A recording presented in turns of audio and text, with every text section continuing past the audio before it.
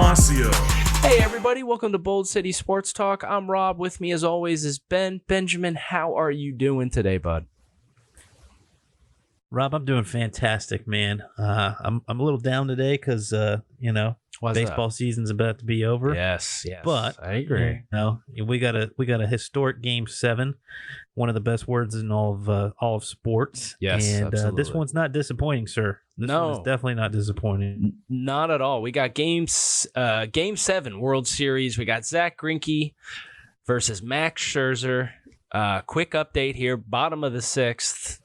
Houston's up 2-0. We got, looks like Josh Reddick's on first.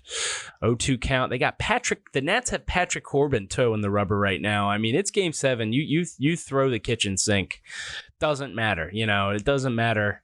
You play to win the game, as Herm Edwards had once uttered. But when it comes to a Game 7, man, you make sure you take this no matter what. You use who you have to use. And, this game, this World Series in a whole, I mean, I know a lot of people are kind of going into it going, Astros, Nats, but this World Series has not disappointed whatsoever. What are you thinking?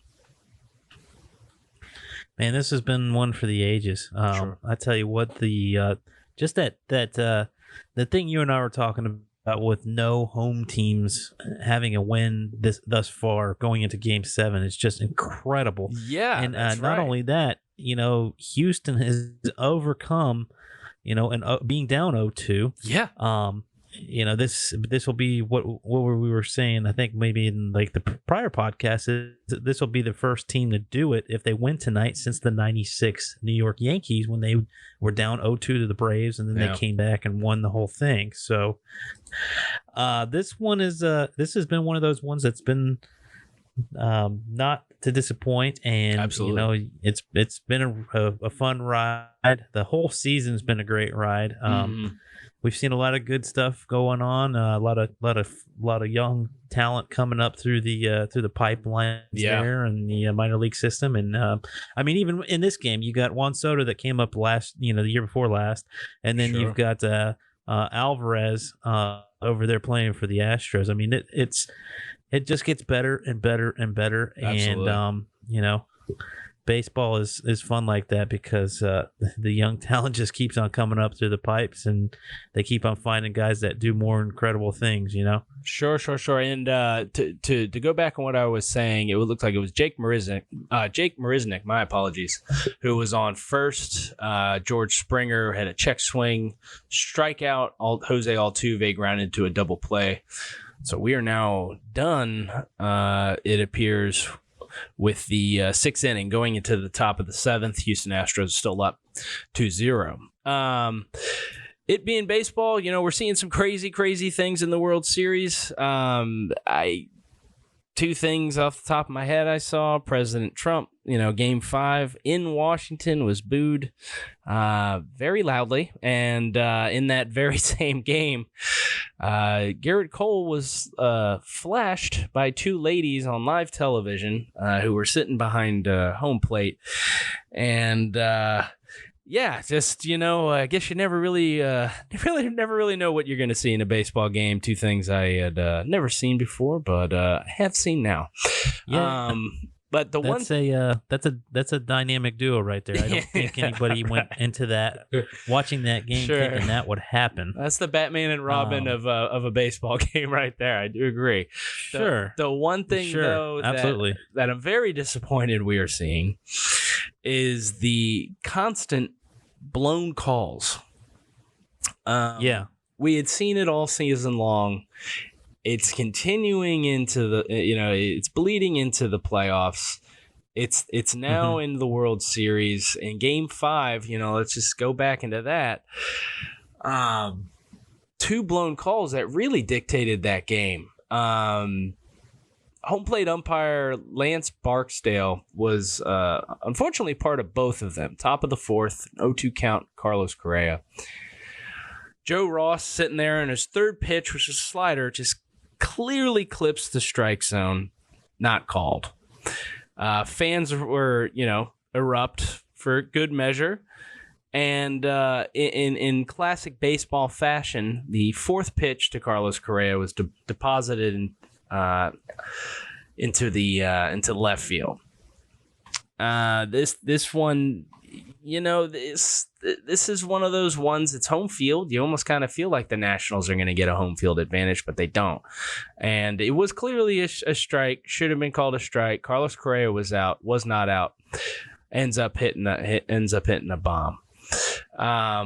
Later on in that game, bottom of the seventh now, the Astros are leading 4-1, 2 outs. Ryan Zimmerman walks. Victor Robles comes up to the plate. Robles works a full count. I mean, we're talking about World Series here. 2 strikes, 2 outs. Garrett Cole throws a 98-mile-per-hour fastball up and way away, mind you. And for some reason, it's still called a strike to end the Nats' momentum in the game. And the Astros end up thrashing the Nationals 7-1. I don't know. I didn't know what to make of Game 5. I was really hoping we weren't going to see something to this effect again. And unfortunately, it happens. Game 6 rolls around. Trey Turner hits a slow roller to the pitcher with Turner's elite speed. He makes it to first, but Brad Peacock, the Astros pitcher, is on the mound.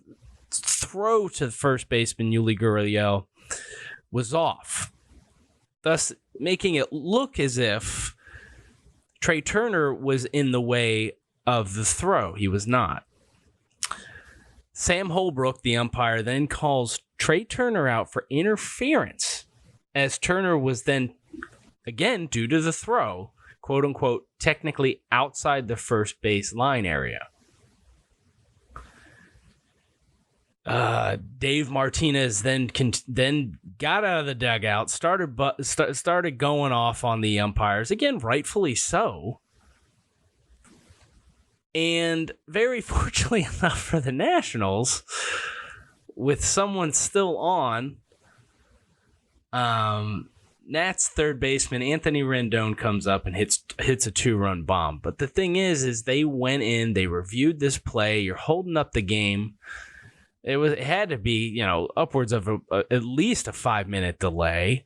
You got Dave Martinez. It was just incredible, losing his mind. Yeah, and Trey Turner, rightfully so, is sitting there screaming, going, "Where am I supposed to run?" He ran right down the line. Mm-hmm. I mean, yeah.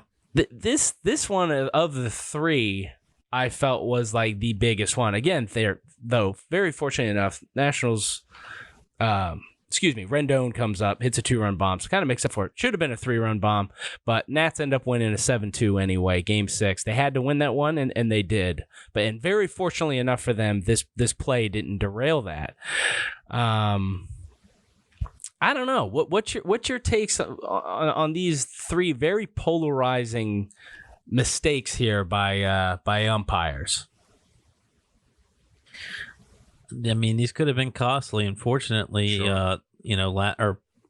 Unfortunately, last night, it delays the game and everything. But Rendon ends up making them pay anyways. So, it was frustrating. But and to the Nationals, and in their corner, they could have had an extra run off of Rendon's home run, but It was a delay, and it was kind of a pain, but it ended up not being that big of a deal in the end because the Nationals still won. So thankfully, it's not like it turned the game around and it caused them to lose because of the one blown call. So right.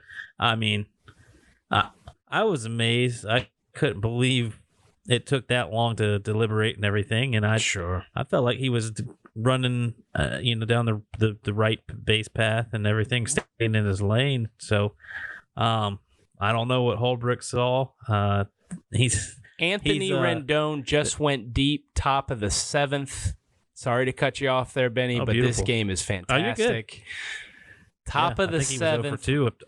Rendon just goes silly deep to left field. Houston is up 2-1, 1 out, top of the 7th. You're AJ Hinch, you're the Astros manager, Ben. What are you doing right now? Are you looking to pull Greinke, or do you let the vet sit in there He's only up to 75 pitches. I mean, this is an amazing pitch count for being top of the 7th. But Rendon is proven once again. Game 6 home run. We were talking earlier. Rendon hit a home run today. Yeah, I believe I said that. I believe I said something to this effect would happen. You predicted that. He's good, man. Rendon's good, and he should win the NL MVP. But please go ahead. I do apologize. I want to keep this as up to date as possible. Wow, that was amazing. Oh no, you're good. You're good. If I was him, I would probably even been there just because you got one out and there's nobody on. That's what I'm thinking. So there's minimal damage right now.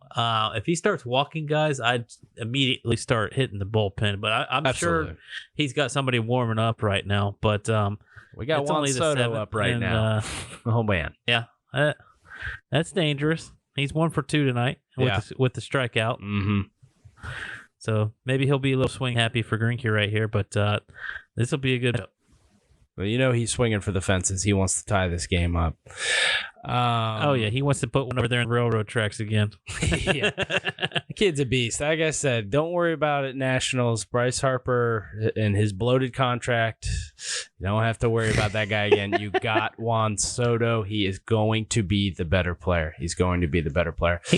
Let's kind of hitting the 320 right now, man, in the postseason, in the World Series. In the World Series, yeah. I mean, you were talking about earlier. I wanted to kind of piggyback off that a little bit. Of these young kids coming up, man, and doing some damage. You Soto, yonder Alvarez, Jordan. Excuse me, my apologies. Jordan Alvarez for the Astros going off. I mean, it's an exciting time for baseball. That we had the Braves there in the first round with Ronald Acuna, you got Ozzie Albies. Mm-hmm. There's some exciting stuff coming into baseball, and I agree with you. I really feel like, man, if you want a really good taste of baseball, you watch a Game 7 live.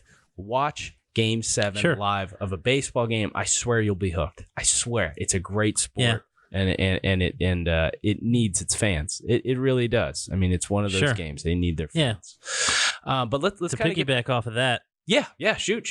Well, to piggyback off of that, I remember thinking that baseball was boring, and then as a kid, I remember that that Marlins World Series where they took down the Yankees, and I was like, wow.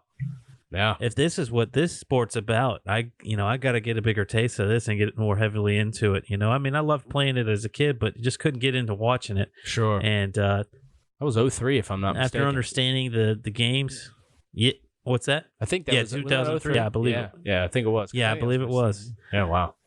Yep. Greinke just got pulled. So that's when I really started. Greinke just got pulled. Sorry again. Greinke's pulled. Oh, you're good. Juan Soto is on first. He walked him. Good call. Good call on that. Yeah. Walked one guy. Yeah. I think that's the right move. This is Game 7. You make the moves now. You know what's crazy about this right now? Astros are up 2-1. They have 8 hits to the Nationals too. That's scary. Yeah. That's you almost wonder. They're pretty well tonight. They are, but you got to they are, and you got to wonder if the Nationals are about to break through here a little bit, and that's worrisome. Baseball is very momentous game, if that's a real word. Anyway, Benny, did you want to add to that point at all, or you tell me, bud? What's that? What we were just talking about. Did you have anything left? No, I'm good. I mean, I just was kind of piggybacking off of what you were saying. Baseball fans and the World Series is definitely one of those hook, line, and sinkers that can get more people in there. Yes, and if it's entertaining, people are going to come and watch. So sure. To your point, you are absolutely 100% correct. Absolutely. Yeah, man, for sure. And, to kind of dive in a little more, I mean, we saw it all season, as I was saying, umps blowing these calls. What's a ball? What's a strike? What's a strike? What's a ball? I don't even know. It's almost like we were getting into like the NFL territory a few years ago. What's a catch? What's not a catch? Now we're asking ourselves in baseball, what's a ball? What's a strike? And, I want to know what the heck's going on here, because it's an epidemic at this point. And I have turned off games this year because I was getting so frustrated. Like, we're so enamored by the analytics and perfecting everything. And we're able to essentially look at a player and say, hey, by season's end, they should have X amount of home runs, X amount of RBI. And like, it's getting so good now. It's getting so good to this point that, a lot of these analytics are correct. So why don't we clean up the sport a little bit?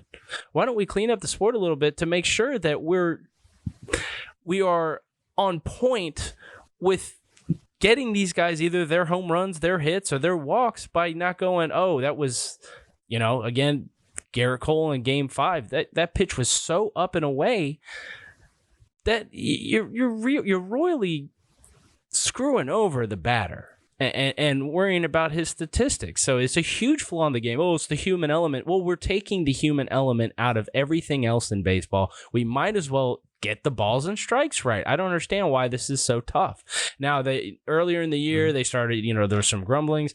Oh, the Robo-Ump. First and foremost, please change the name of that. It sounds like RoboCop's going to be sitting there behind home plate and behind the catcher. It's not going to be a robot, people. Like, that needs to change. But, like, what do you think, man? Like, what do you think, Ben? Like, do you feel this is ruining the game for you? Because it is for me. And in all honesty, it's getting to a point where it's becoming frustrating. And what do you think the answer could be? Like, what could you see happening to correct this major flaw in baseball? Well, sure. The hometown kid, Howie Kendrick, just hit a 2-run bomb to right field off of Will Harris. Second pitch. Wow. Washington is up 3-2, top of the 7th, 1 out. This is giving me MG. I just said that. This is giving Holy moly. Yeah. Jacksonville native. Giving me thoughts. Howie Kendrick just hit an opposite 2-run bomb. 3-2 Nationals. Deja vu. Yeah, of the Dodgers, right? Is that where you're going with that? Yep. That's where Walk off granny to seal the deal. Holy moly, that just happened. That just happened. One of our good buddies, David, just texted me, Astros fan, wow, period, this game, period. Wow. That was amazing. We still got time. We do. There's still plenty of time, but this is a great game. This, again, people, Game 7 World Series Live, I beg you, watch it. It's tons of fun. Let's. I can't believe you just called that too. He just said that Washington may be swaying the other way. Oh, and as Drupal Cabrera gets a base knock. Oh boy.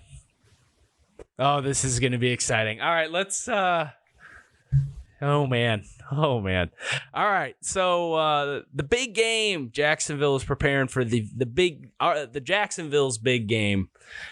Florida, Georgia, going to be played at TIAA Bank. Everybody loves it here in Jacksonville.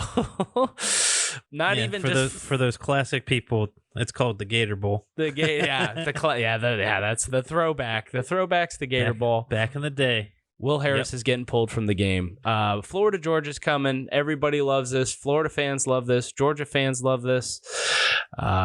People who like to drink love this. This is a fun time.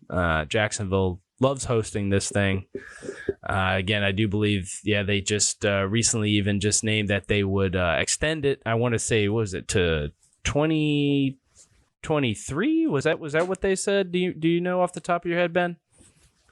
Yeah, 23. That's okay. And then with an option to extend, I think, off of that. So excellent. And this game shouldn't go anywhere. This is a main staple in the Jacksonville community, and it's just fun. I mean, Jacksonville is a pretty solid, albeit it is a little closer to Gainesville. I mean, it's might as well be a midway point for both Athens and Gainesville, and it's kind of interesting. Couple fun facts, if you will, about Florida, Georgia. The game has been played in Jacksonville since 1933. It was coined, and this was the best. I'd heard this before. Everybody says it. It was coined the world's largest outdoor cocktail party. And I had heard that 1,000 times, being here in Jacksonville, but I never knew where it came from.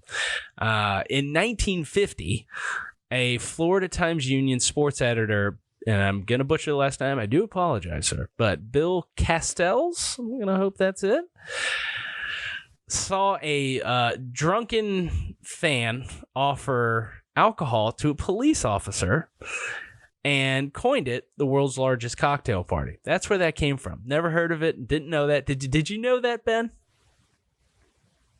I didn't know about the fan offering the police officer alcohol, but yeah. as far as I know, the term for the game, it's always been the world's largest outdoor cocktail party for me. And that, so, yeah, you and everybody else in Jacksonville, my friend. This was also kind of interesting. When I dug into some numbers trying to figure out who had kind of held the record, which I didn't know, the overall record is in debate. Georgia claims that they are 47, 40, and 2.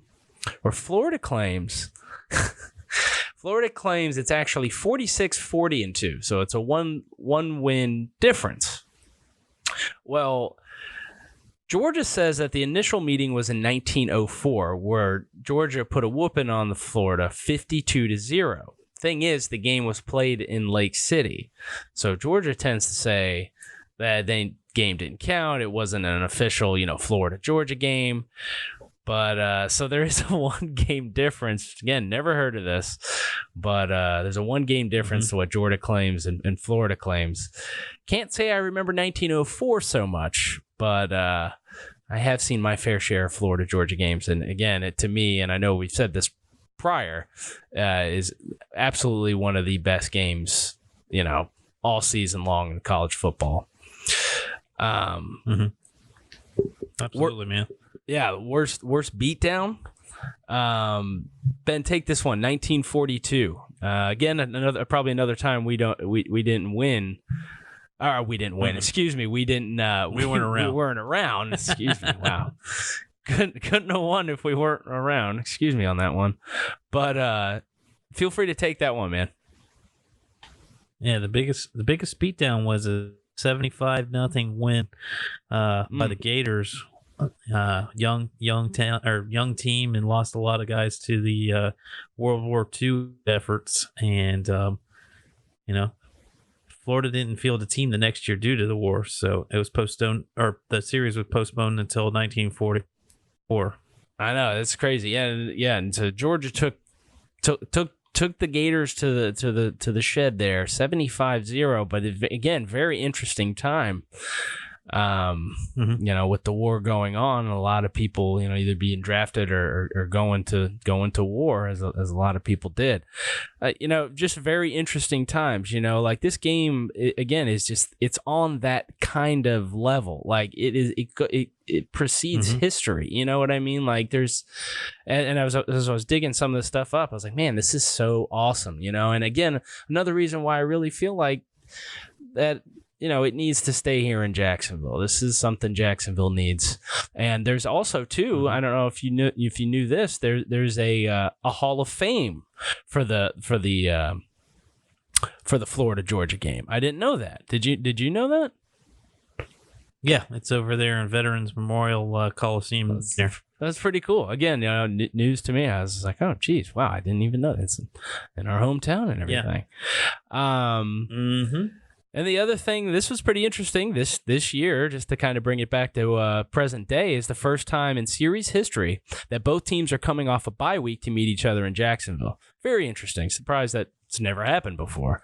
But I know Florida generally has their bye week before Florida, Georgia, and it looks as if Georgia has theirs. So I know it's only Wednesday, but we crave our Saturdays. Ben, what are your thoughts on the outcome of the game this year? Florida, Georgia. We got what is it? Number 6 Florida going against number 8 Georgia. And again, I can't even remember last time they've been ranked this high facing each other.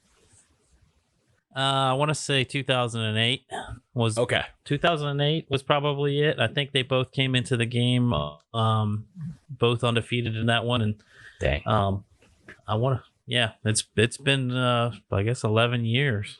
That's even just hard to believe. It is very hard to believe. Two storied programs. Yes, this absolutely. is one of the probably one of the coolest rivalry games in all of college football, being that it's played in a neutral site. This and the probably the Red River rivalry are probably two of my favorite neutral site rivalry games. Yep. So this year, Georgia's supporting a very talented team, full of those 5 stars that Kirby's been recruiting. And, Kirby's smart. I expect that they're already favored. So I feel like if DeAndre Swift has a big game, I feel like Florida's probably going to end up losing the heartbreaker here. The biggest question mark for the Gators, I think, is that defensive line. If they don't have their 2 starters, Zuniga and Grenard, I feel like old DeAndre Swift's going to have an absolute field day. They struggle to stop the run against South Carolina, and this guy's a much better running back. So, the quarterback, quarterback duel there. I mean, Fromm has been mentioned as a game manager. Take that term how you want to. I think he does a great job. They're a little bit down at wide receiver this year. The Florida got the advantage as far as wide receiver position. Both of them have stout defenses. Kirby, of course, being a Nick Saban disciple, they always had good defenses at Alabama, and he's definitely brought that pedigree to Georgia. So Todd Grant's doing a great job with the Gator squad this year. The last two games they've kind of gotten dinged for quite a few yards, and it's probably hurt their stats a little bit as far as the overall number. But again, 2 key players being out in Zuniga and Grenard has definitely not helped with the defensive stats. Funny thing I heard, when they are both in there, the opposing runners are averaging like 1.2 yards per carry. So wow. Those two play a big piece of that Florida defense. So like I said, if those guys set the edges, shut down Swift, it's going to be a pain in the butt day there for Georgia. But I don't know that I see that. I think Swift's going to take this game on his back. He's really become a vocal leader this season, and I feel like he's going to have those boys on his back and be ready to play on Saturday. But we'll see. It's a rivalry game. It can go either way. Absolutely. No, I completely agree. Real quick, jumping back into the game. 3-2 Nationals, mid-7th. Ozuna got a couple quick outs there to stymie the Nationals scoring. So let's see if the Astros can score back. Benny, yeah, you were right. 08 looks like the last time they were that close. Florida was 5, Georgia was 8, so really couldn't be any much closer. Give me a score. What are you thinking? What are you thinking happens on Saturday, Florida, Georgia? I think I'm going to probably take Georgia 31. Let's go 31-24, Georgia. Okay. I like it. I'm very intrigued to see how Georgia responds, and I do agree with you with Florida's defense, but I think Florida's defense is fast. We saw it against Auburn, albeit it was a true freshman quarterback in Bo Nix. But I have not been impressed with Jacob Fromm this year. And I have a feeling that the Gators get to him early. And I do like Swift, but I have a feeling the Gators are going to edge this one out. And I'm going something close, man. This reminds me of Michigan Penn State. And I think this will be like a 24-21, 27-24, 27-21, something to that effect, somewhere in the 20s. I want to see Georgia's defense try to slow down Trask. I mean, every time I just feel like, oh, maybe is this the game that Trask kind of falls apart a little bit, if you will, or just kind of doesn't know what to do again, just being the first time he started since, high school or whatever. I don't know. Yeah. I've seen him in the big stage, and he pulls it off, and he looked good, in Death Valley against LSU, up until the end of that game. But still, I mean, I think LSU's far superior to the Dogs, who already have a loss. And at the beginning of this year, after watching Georgia kind of claw its way through its schedule early on, I had said it. I was like, I think this Georgia team is going to lose a couple games, and I think the second loss is coming at the hands of the Gators. But we'll see. That's going to be an exciting game. Again, it's only Wednesday, but we love our Saturdays, so looking forward to that. You want to hear want to hear a really interesting stat? Yeah, of course. Steve Spurrier, Ron Zook, and Urban Meyer were combined 18-3 versus the Dogs. Dang. So you're talking about a stretch from 1990 to 2010. Dang. So Spurrier only lost to him one time in 97, and then the let's see, was 97 was Rick was Rick the coach in 97 or no? Am I like way ahead of myself? No. Okay. No, I think that was Ray Goff. Okay, it was. Okay, gotcha. And then in 04 the Zucker lost to him, and then 07 you had that infamous celebration in the end zone. And that was Urban Meyer's only loss. So pretty cool stat there, sir. Oh yeah, Mr. Muschamp only beat him once there in 14. And Muschamp being a previous Dog himself, playing for Georgia. Let's play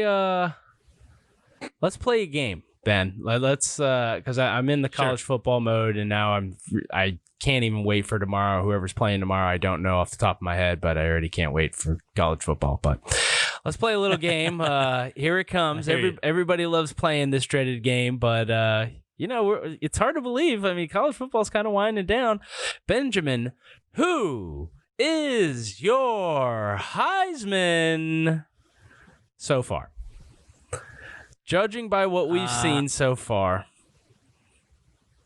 what are you thinking? What do you think? I know. We hate playing this game, but let's just do it. No, I want to talk. No. I think we're past the middle of the season, so I think this is a legit question that you're posing right now. And sure, if it was tomorrow, man, golly, I don't know how. I mean up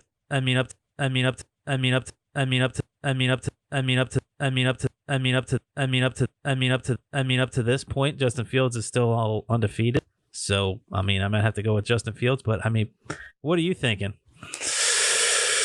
Earlier this year, when everybody else was talking about this, what I like to think is nonsense, because I'm, how many times do we go into the season? It's got to be this guy. Then we're halfway through the season. No, it's got to be this guy. And at the end of the season, it's somebody totally different.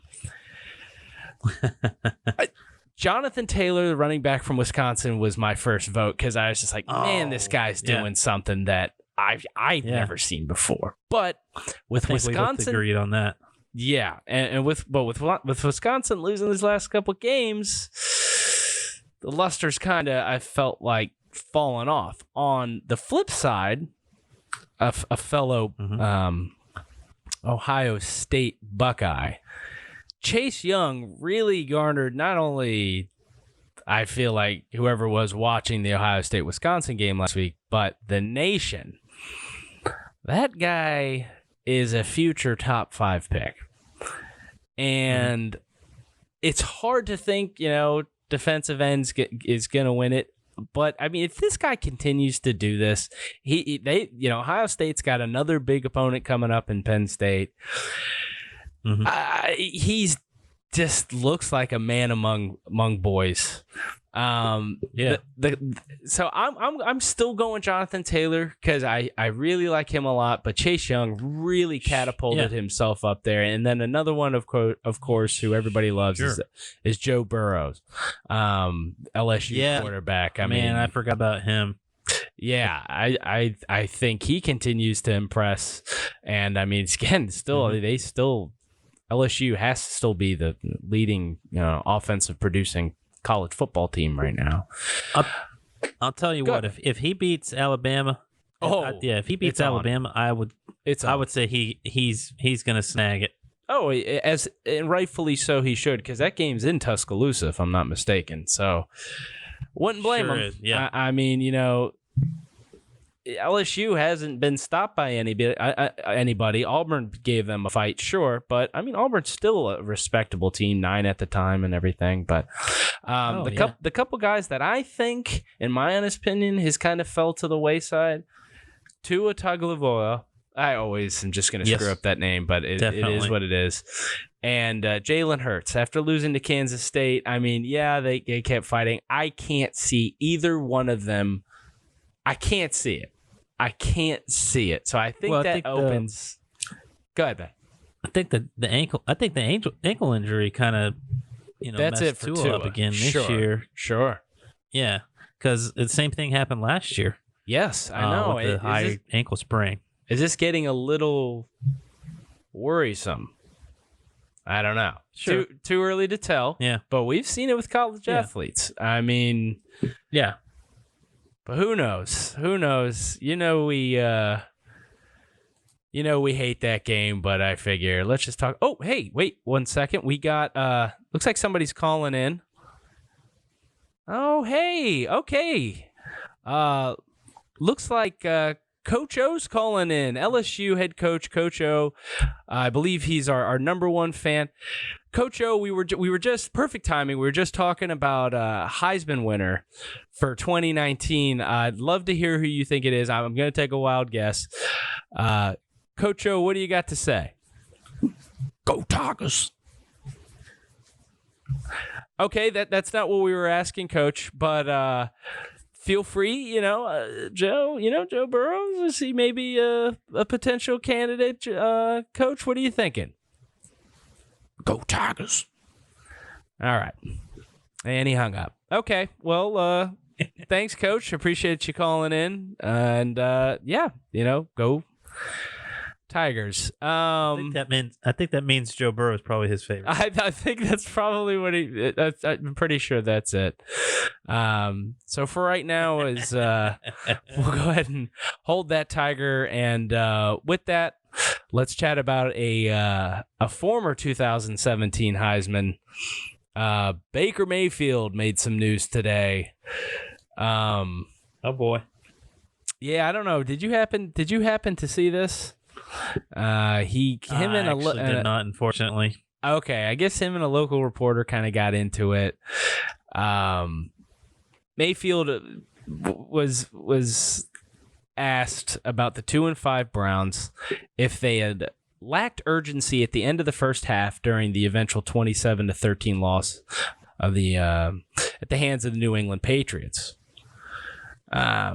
Mayfield kind of barked back and was like, "Stop saying but, B-U-T."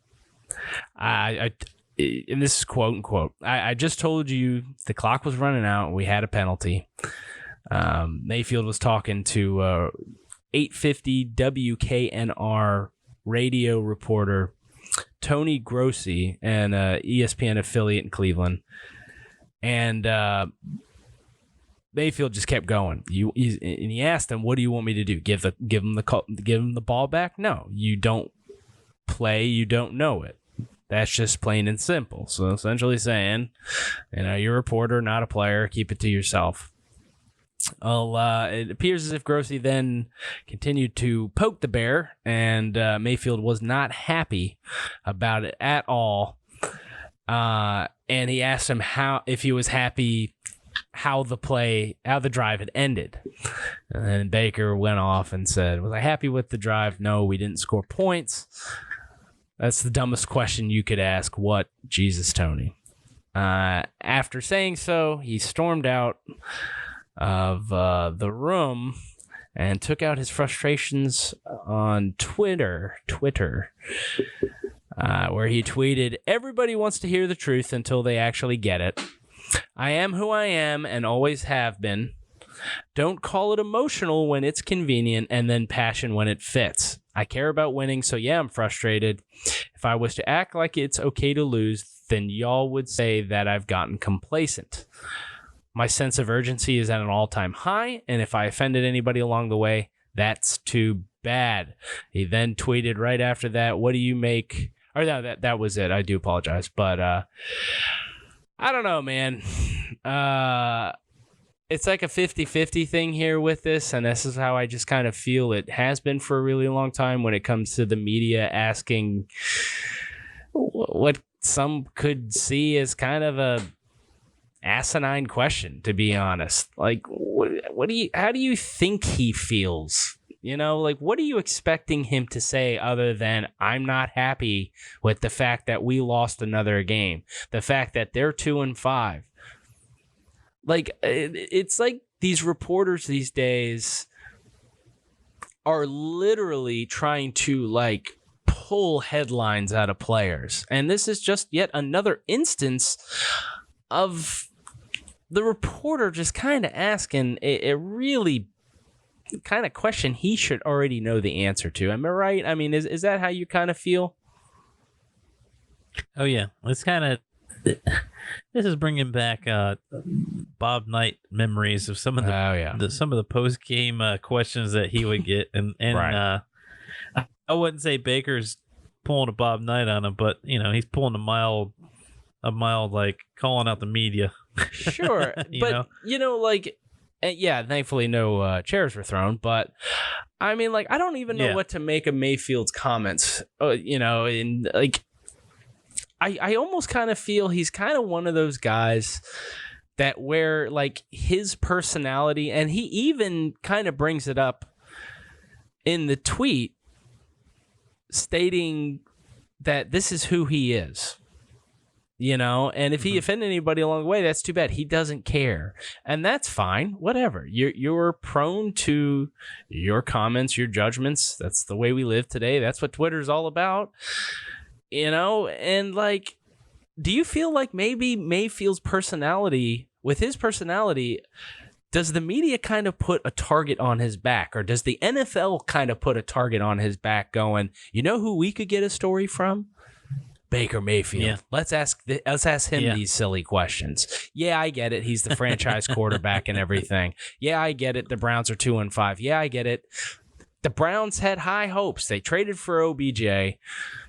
Nick Chubb exploded on the scene last year. They drafted Baker Mayfield first. They didn't draft Saquon Barkley. He went number 2 to the Giants.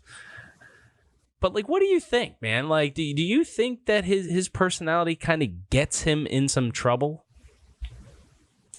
Oh, it surely could, because you're right. They could be, saying, "Hey, we can get a reaction out of this guy." Yes, exactly. Yes. But it's not just Mayfield. I mean, it's been a lot of players, and it's not just in the NFL. No, yeah.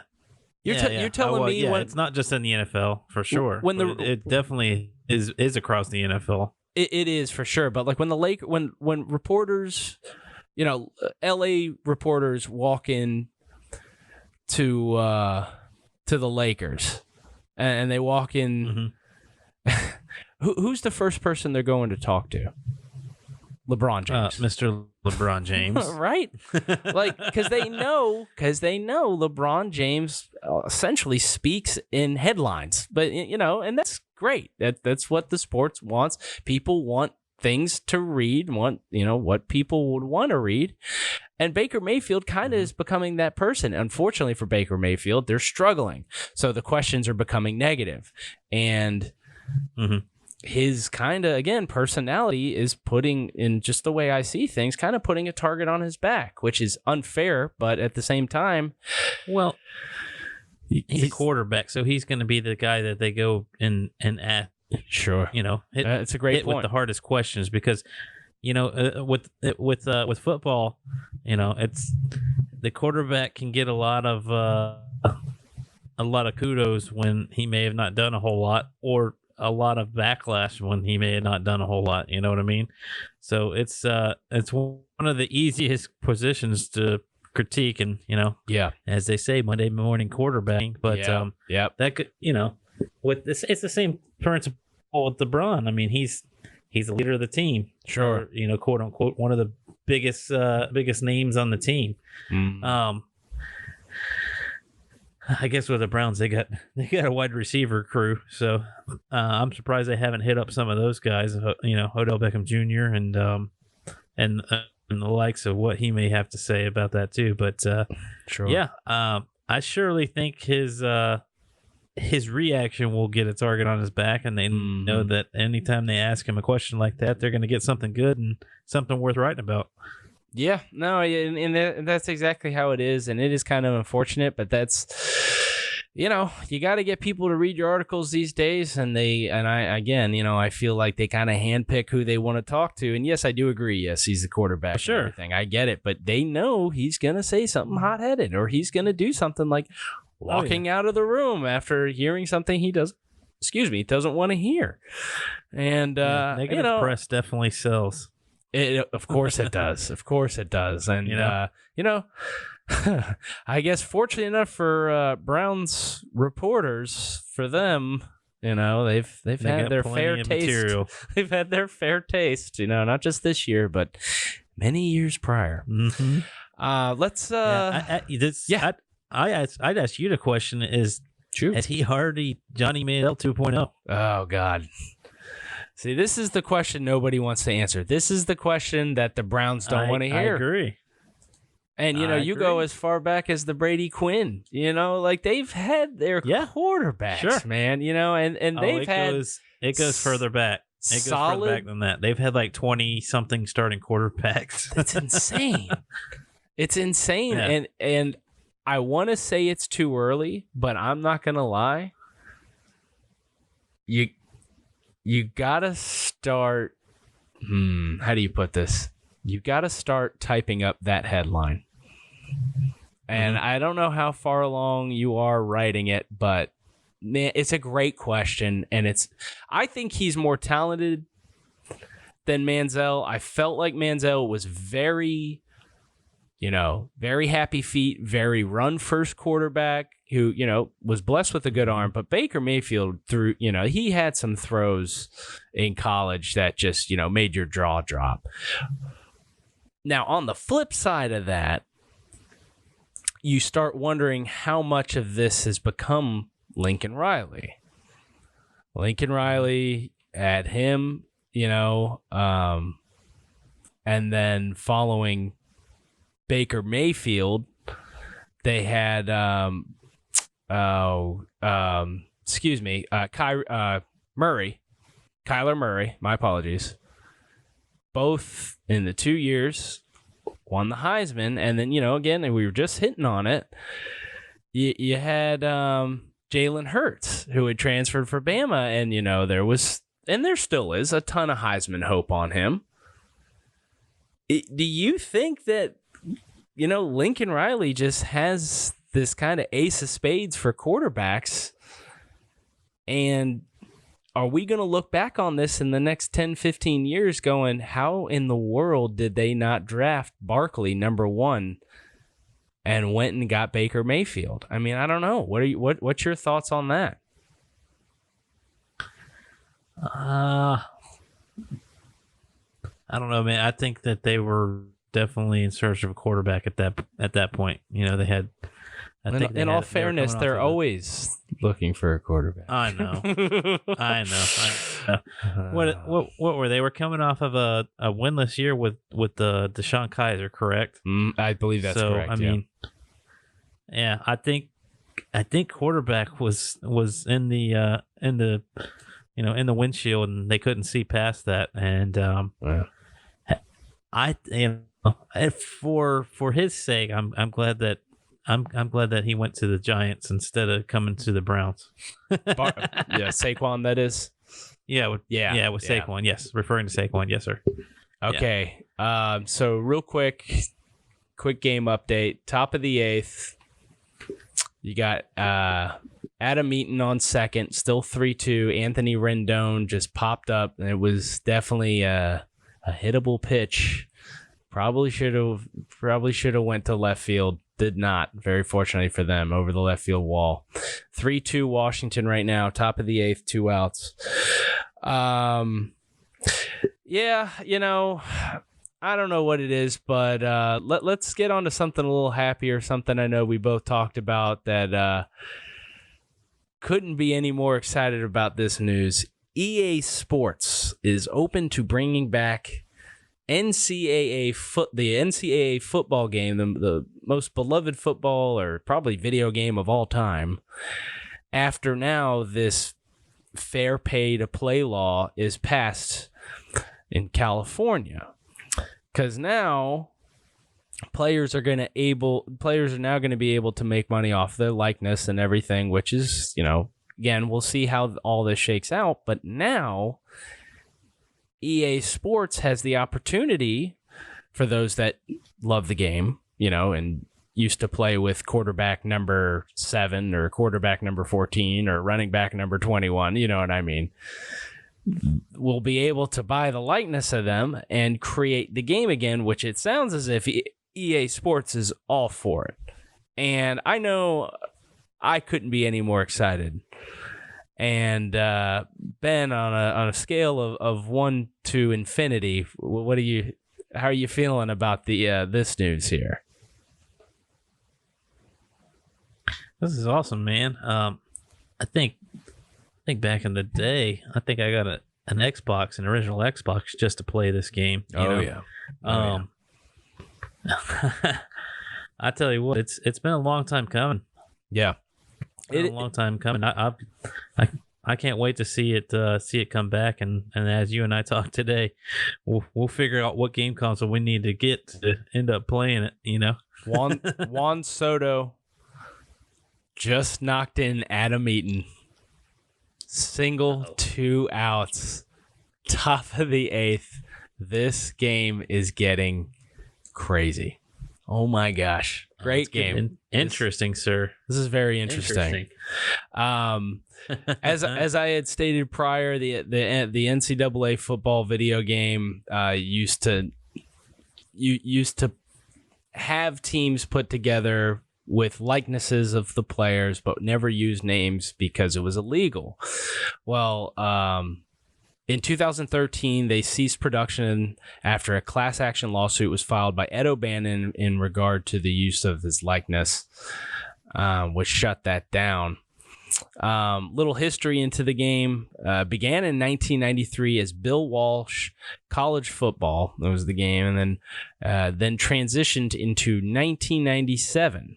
1997 was the first time it was referred to as NCAA. It was NCAA Football 98, which featured Heisman Trophy winner, Classic Gator, Danny Warfel on the cover. So there's a little tidbit of trivia for you. The very first NCAA football player to grace the cover was number 7 himself, Danny Warfel. But yeah, this is probably the best news I had heard in, I don't know, maybe even all year, man. This is fantastic. I love this game so much. I know, you and I had played it a bunch of times, and just one of those games, man. I love me some college football, and if it's not, live action, I'll play it on the video game. That's not a big video game player myself, but man, games like that, those are classic. Yeah, throwbacks. me neither. Mm-hmm. For sure. With that, Ben, you got anything here you want to chat about? No, that about wraps it up. Hope everybody takes in the last hoorah here for baseball, and we'll see it back in February when pitchers and catchers report. Yep, yeah, that's right. Spring training. Baseball's gonna be starting a little earlier this year, and next time we talk, we're gonna be reporting on who's gonna be the World Series champion again. As of right now, Washington is up 4-2. Juan Soto just continues to produce. Again, if you're a Nationals fan, buy this man's jersey because this guy is going to be pretty special.